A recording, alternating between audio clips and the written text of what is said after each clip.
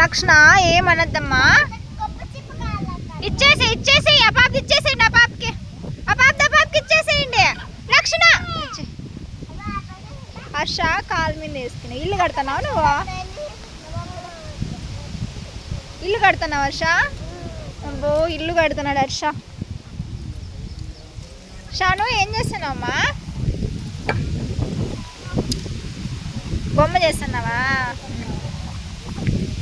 లక్షణ హిమాలి ఏళ్ళ మీద వేసుకున్నారు. జాగ్రత్తగా ఆడుకోండి.